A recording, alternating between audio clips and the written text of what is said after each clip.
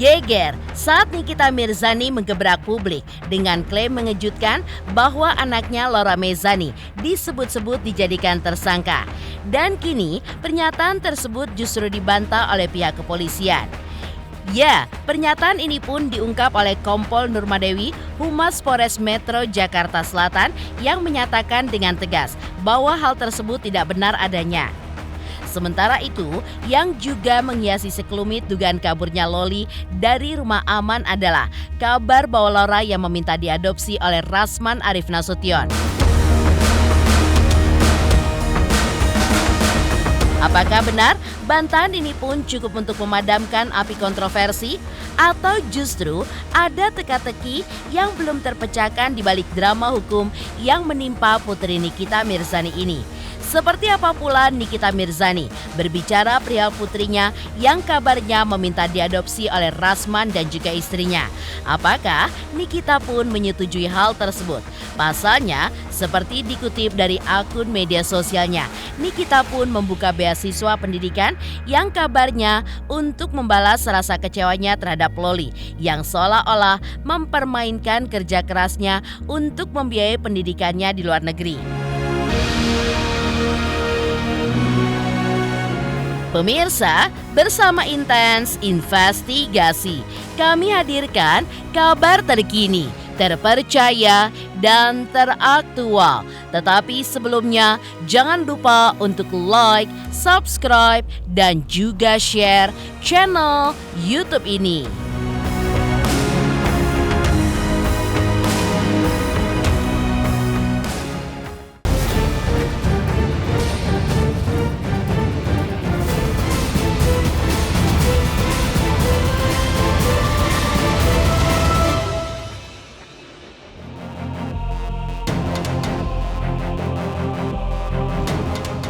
Jagat dunia maya tanah air kembali dihebohkan oleh pernyataan mengejutkan dari Nikita Mirzani.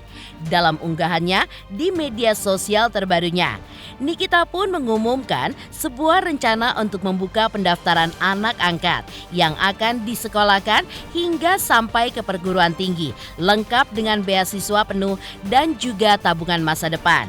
Pernyataan ini pun seolah menjadi angin segar. Namun, di balik hal itu, warganet pun justru mempertanyakan apakah ini sebuah sindiran tajam untuk putri kandungnya, Laura Mezani.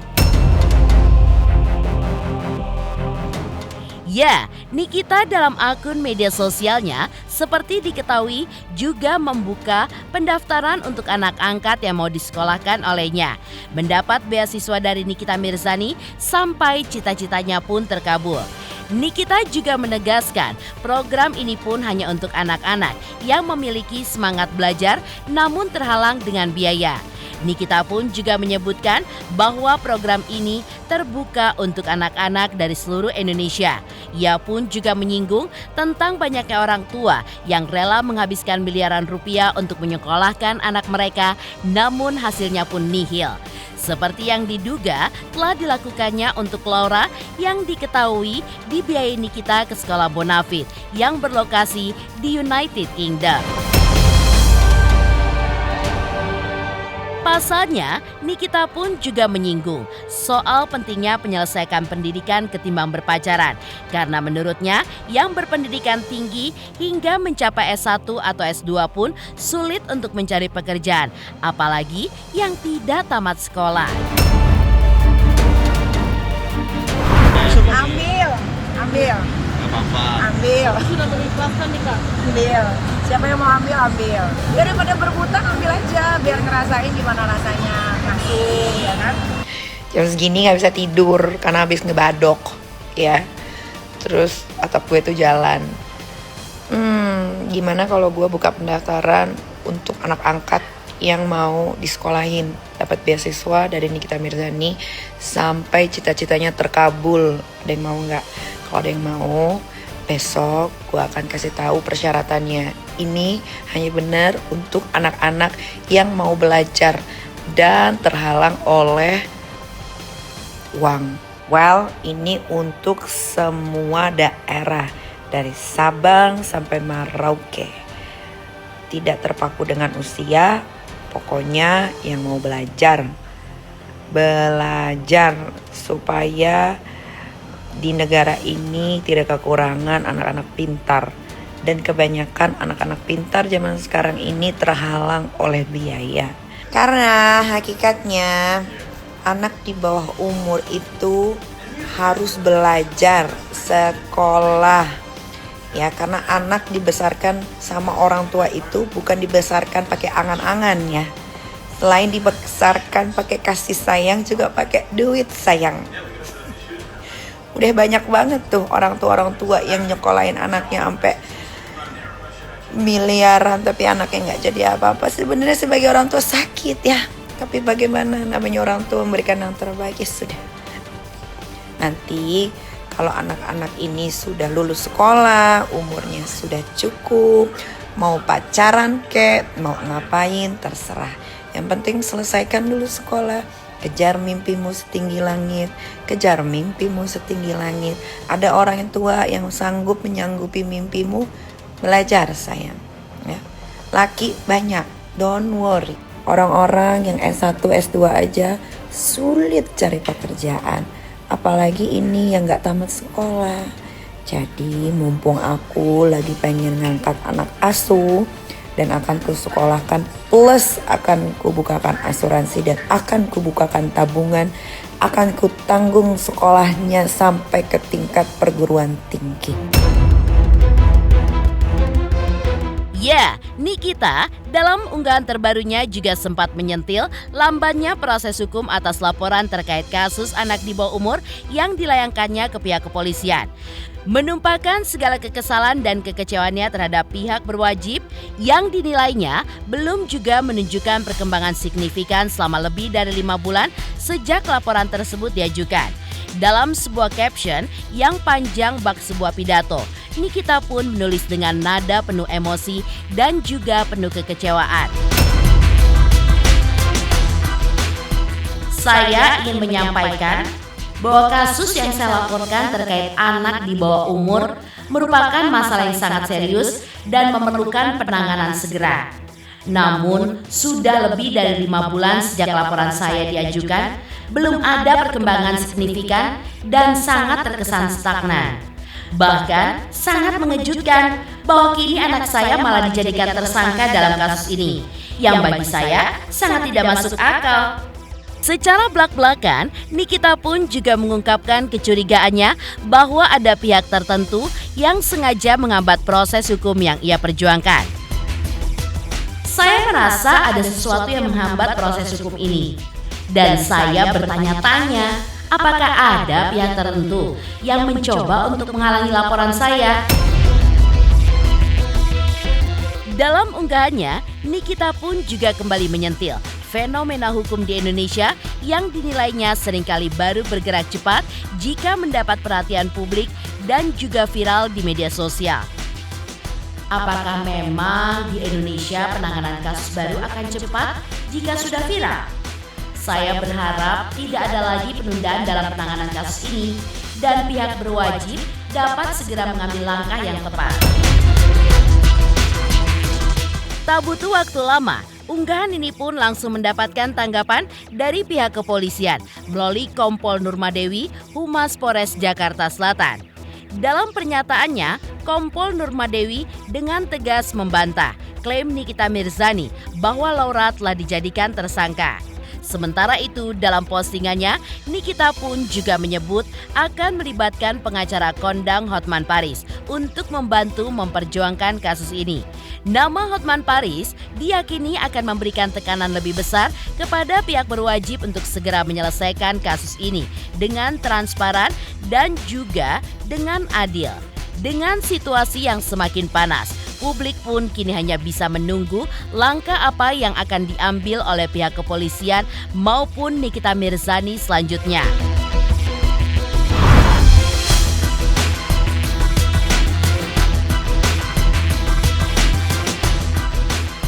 Kalau di penyidik, setelah kita koordinasi ke penyidik, kita menanyakan adakah yang disebut, untuk sementara ini tidak ada.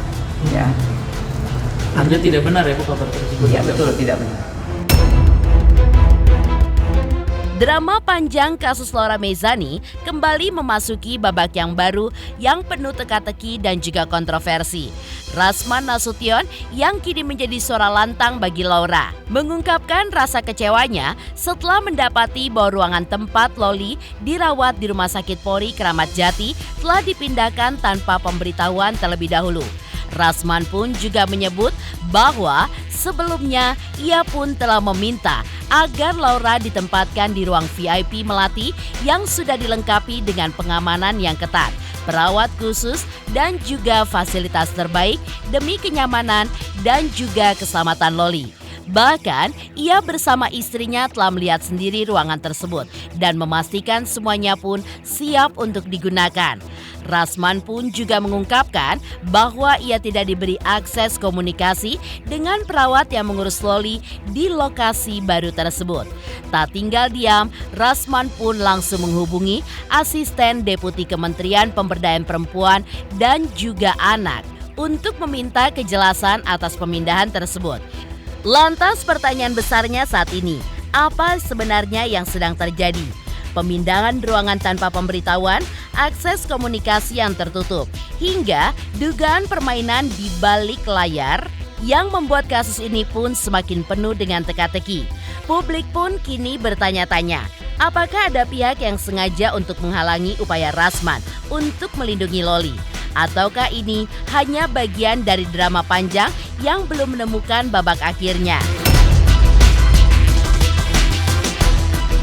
Merujuk kepada pembicaraan saya kemarin sore dengan saudari Lani Ritonga selaku asisten pelaksana harian asisten deputi bidang perlindungan khusus anak, bahwa saya minta kepada beliau untuk saya hari ini, yaitu sore, bisa melihat Loli. Tetap saya adalah perwakilan diri dari saudara Loli, bukan penerima kuasa. Jadi bayangin ya, kita sudah sepakat ruangan Loli itu di VIP Melati. Ada pengamanan besi, ada security, ada perawat. Kamarnya sudah kita lihat, sudah oke. Dan pihak Kementerian PPA, KPAI, penyidik, Kanit tahu bahwa yang didengar Loli itu saya dan mereka yang ngomong. Yang didengar sekarang itu adalah Pak Rasman dengan Bu Ade, tolong bantu kami. Ingat ya, apa yang terjadi? Kok dipindahin saya tidak tahu. Dan komunikasinya coba diganggu supaya saya nggak bisa komunikasi. Sampai dengan tadi masih dicoba itu. Wah, ini nggak bisa ini. Saya langsung telepon Lani, kau membohongi saya. Saya udah bilang, kapan kau bilang? Orang ada pembicaraan, tidak ada dia bilang ke saya pindah. Dan kalau pindah ruangan pun diinfo ke saya, itu kesepakatan. Kenapa dipindahkan? Dan dia bilang rumah sakit yang memindahkan.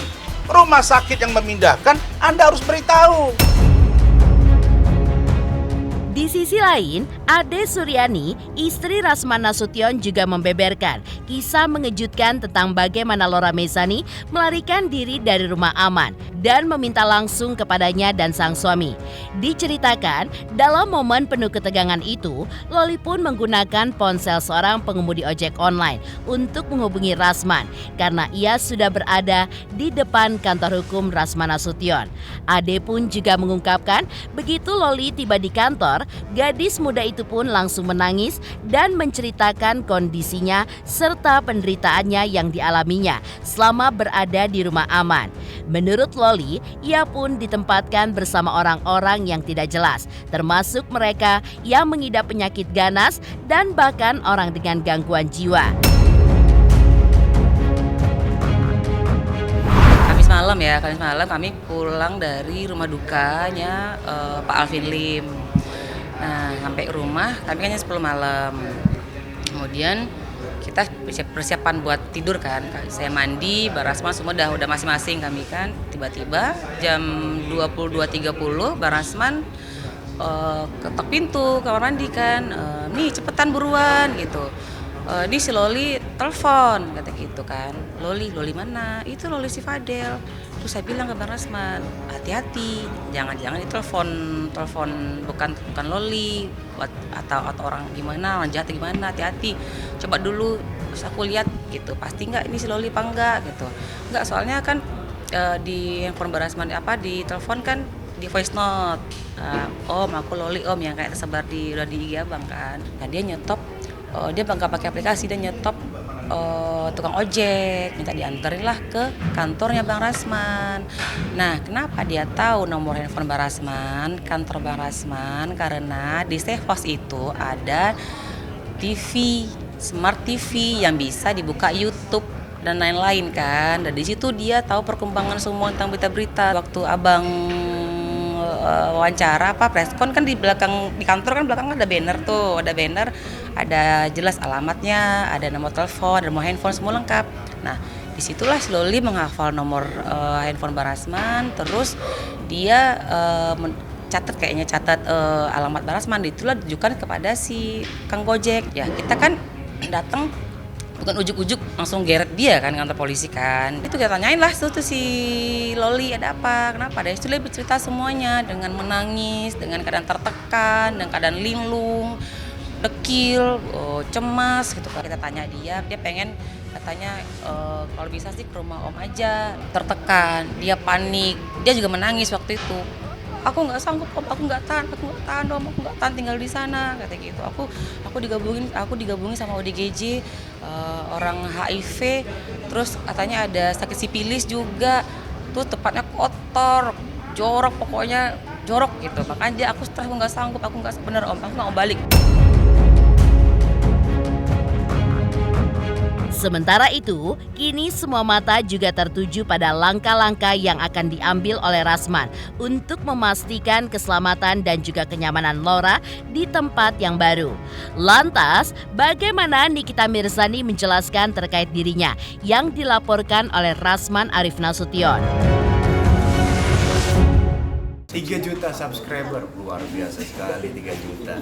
Ya pokoknya semakin sukses lah dan bisa menghadirkan sesuatu yang memang baik untuk diperlihatkan.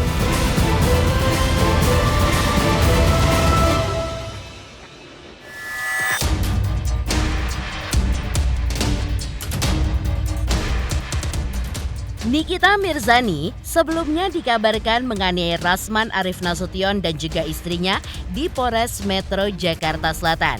Kabarnya hal itu pun terjadi lantaran Laura kabur dari rumah aman dan meminta pertolongan dari Rasman yang kemudian mengantarnya ke Polres Metro Jakarta Selatan untuk melaporkan kaburnya Laura, namun bersua dengan Nikita. Terkait dirinya dipolisikan oleh Rasman di Polres Metro Jakarta Selatan, Nikita Mirzani pun menanggapinya secara enteng. Menurutnya, apa yang sudah terjadi, ia pun tidak peduli dengan laporan polisi dari Rasman. Dan jika benar ia sudah dipolisikan oleh Rasman, Nikita mengaku siap dan akan memenuhi panggilan polisi jika ia dipanggil.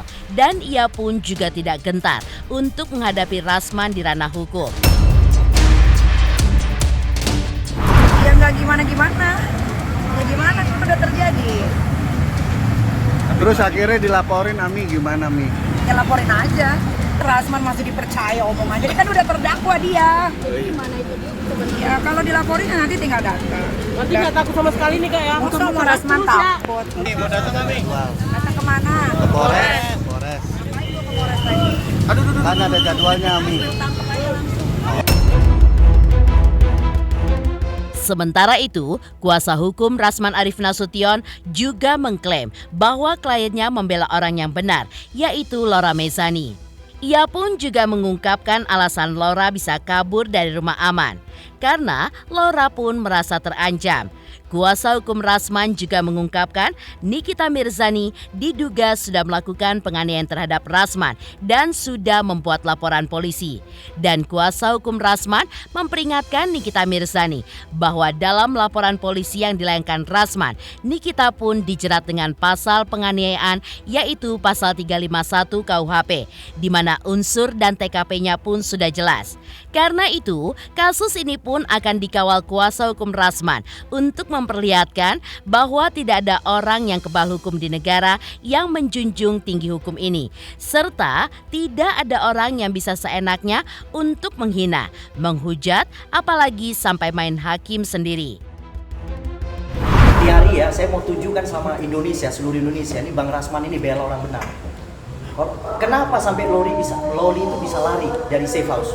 Berarti kan sudah sangat terancam. Artinya tidak nyaman lagi sampai dia kabur, nyarinya Bang Rasman. Dan Bang Rasman tuh hadir itu untuk bela dia. Jadi untuk di kita ya, mohon maaf ya di kita ya. Jadi kamu yang melakukan pemukulan terhadap Bang Rasman ya, kamu akan tunggu tanggal mainnya. Ya, kita akan diperiksa di Polres Jakarta Selatan hari Senin. Oke? Saksi pelapor kita periksa, korban semua kita periksa ya. Kau tunggu ya di kita panggilan dari Polres Jakarta Selatan. Saya pastikan pasal 351 akan mengancammu. Oke? Kalau kita lihat ya dari kronologi ceritanya Bang Rasman ya, ini kan bentuk dari penganiayaan ya. Penganiayaan ini kan unsur-unsurnya sudah jelas. Jadi artinya kasus ini dikawal oleh semua ya, netizen dan semua rakyat Indonesia melihat ini. Tentunya kalau kita lihat di sini unsur yang sudah masuk seperti ini, harusnya kita mengawal kasus ini sampai dengan proses terakhir ya, artinya proses tersangka nanti ya. Ini kita akan kawal kasusnya Bang Rasman ini karena nggak ada ruang lagi bagi orang yang menganiaya, menghujat dan menghina ya. Itu yang terpenting.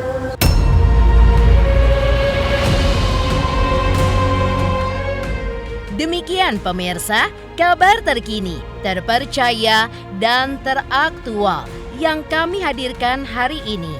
Saksikan terus Intens Investigasi setiap hari Senin sampai dengan Jumat, tayang 5 kali sehari dan Sabtu tayang 3 kali sehari, yaitu pada pukul 11 siang, 12 siang, 3 sore, dan 6 sore.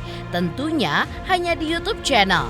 Dan pastikan jangan lupa untuk like, subscribe, share, dan komen channel Intens Investigasi.